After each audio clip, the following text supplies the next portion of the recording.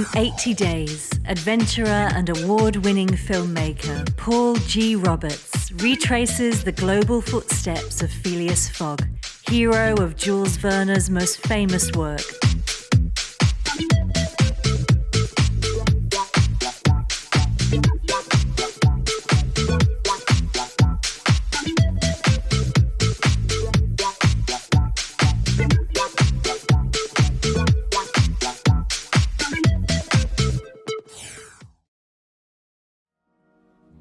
Mare quanto è bello, spira tanto sentimento, come tu a chi tiene a mente, casciatate fai sunna.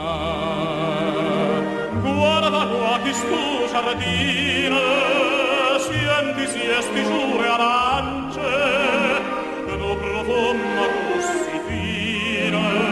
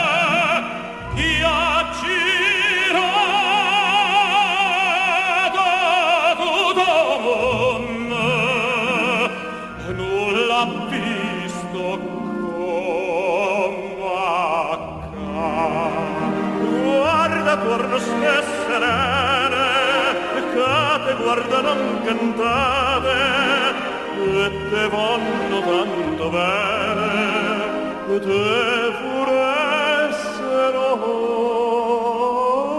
passare. E tu dici io parto a Dio da lontana da stupore a sta terra dell'amore. Tiene o cuore non tornare, ma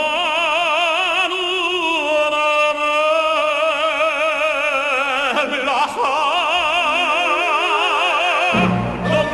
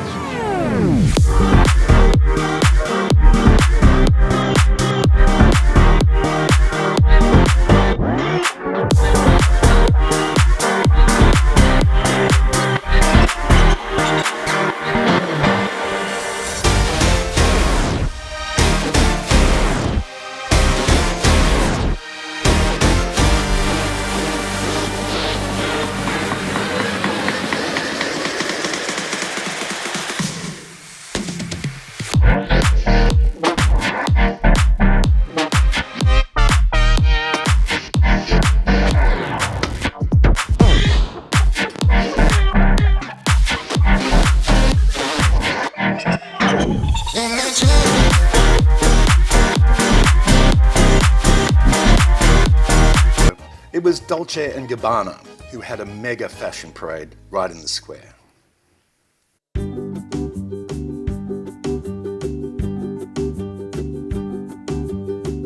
And down by the cruise ships is Castel Nuovo. Castel Nuovo, often called Maschio Angioino, is a medieval castle located in front of Piazza Municipio and the City Hall, Palazzo San Giacomo. It's the headquarters of the Neapolitan Society of Homeland History and the Naples Committee of the Institute for the History of Italian Risorgimento. In the complex, there is also the Civic Museum, which includes the Palatine Chapel and the museum's paths on the first and second floor. Behind the restored Gothic Basilica of the same name, you'll find this network of cloisters belonging to the closed order of Santa Chiara. Bombed by the Allies during the Second World War, the vast complex's walkways are lined with blossoming orange trees, covered in bright majolica tiles, depicting the 18th century Neapolitan scenes. It's a cultural oasis, smack bang in the city's chaotic centre. The ornately decorated cloisters provide a much-needed slice of calm after a long day avoiding mopeds and three-wheeler Piaggio Apes. This street, it's called Spacca Napoli because it splits Naples in two. So, can you see? It's just cut in two from San Martino down to the port. And back again to the Vicolli. This is the city's most famous alleyway, dedicated to the selling of all things kitsch and especially nativity-based souvenirs. This is one of the oldest streets in Naples. It's called the San Biagio dei Librai. And soon we're gonna cross a small street that is famous for handmade pastori, which is our tradition for Christmas, where they make pastori for the nativity. Sneak away from the crowds into the hidden cloister of the San Gregorio Armeno Church, with its 17th century enclosed garden filled with citrus trees. It's only open for 2 hours in the morning before the nuns reclaim it for themselves. In Italy, the only belief system to rival that of the church here is that of football. And its much-loved poster boy in Naples is the inimitable and late Diego Maradona. If you go to the stadium named after him, formerly the San Paolo Stadium, to watch SSC Napoli, you'll likely be rewarded with a world-class match. They now play in Italy's top league, Serie A, and right now they are the league's top team.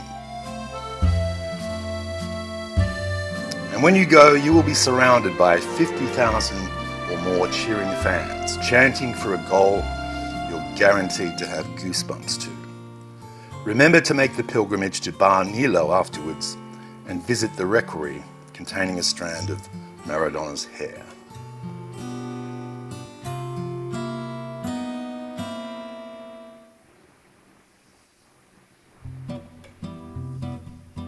Piazza Bellini is the go-to meeting point for the young and thirsty of Naples. This bar-lined square bubbles over with students, locals, tourists, come aperitivo time and beyond. There are some ancient ruins, casually left unprotected and often covered in rubbish at the square's centre. The walls at Intra Moenia are covered with rows and rows of vintage postcards and curios. Buy one to send home, and then claim a table outside to sit back and enjoy your aperitivo as the crowds gather. Gesù Nuovo, over in the west of the city, is a spacious piazza, and it's home to the almost brutalist-looking facade of a church called Gesù Nuovo. Learn more about Dr. Giuseppe Mascati, who dedicated his career in the early 19th century to healing the poor. Thanks to a miracle or two, he was made a saint in 1987.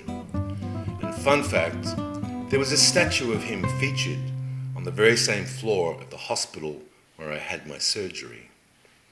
Thank you, Dr. Giuseppe. One might think that after my time at the Met in New York City, I'd been all antiquitied out.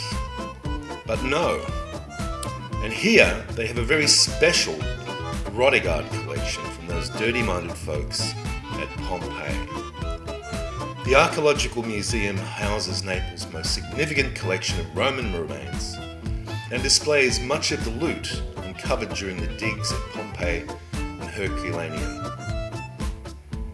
It may hold a treasure trove of ancient artifacts and statues, which when taken together pretty much laid the foundations for the Western canon of art as we know it today. But it's the erotic art from Pompeii, hidden in a tucked away room, that's the real draw here.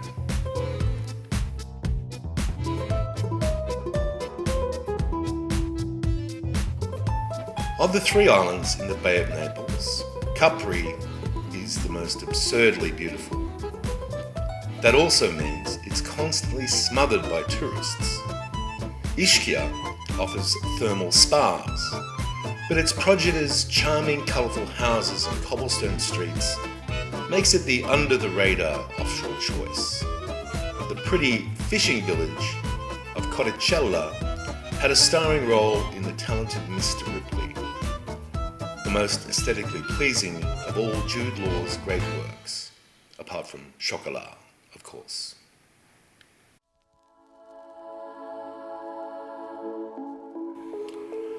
And now for some more on death. Do you see dead people?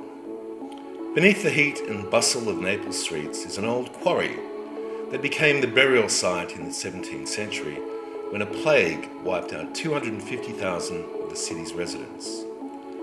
Though the Fontenelle Cemetery's piles of bones are undeniably unnerving, the local tradition of caring for a lost soul's skull lends the place a very spiritual feel. The cemetery is currently closed, but has plans to open again, depending on how the autumn goes. Watch out for the odd Italian nonna on her way to tend the designated skeleton, in the hope of releasing its soul to heaven in return for a wish.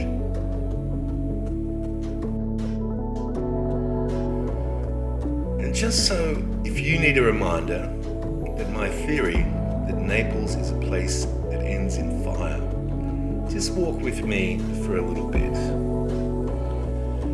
You all know about Pompeii already, of course, but it's genuinely overwhelming in real life. The town's perfectly preserved streets manage to remain eerie despite rivaling the footfall of Times Square on a Saturday. Always nice to be reminded that humans are ultimately at the mercy of Mother Nature, and few things say carpe diem like the plaster cast of a corpse of a Pompeian who'd been looting a jewelry shop. The more things change. Pompeii may well have gotten all the glory, if being wiped out by a volcanic eruption can be considered in such a way, but nearby Herculaneum also got completely engulfed by lava and revealed even better preserved scenes of everyday Roman life. A row of 12 boathouses, for instance, which were once excavated in the 1990s, turned out to be the final hiding place of more than 300 people. Though still popular with visitors, you actually get a bit more personal space at Herculaneum, and what better way to get to grips with such gruesome and fascinating history?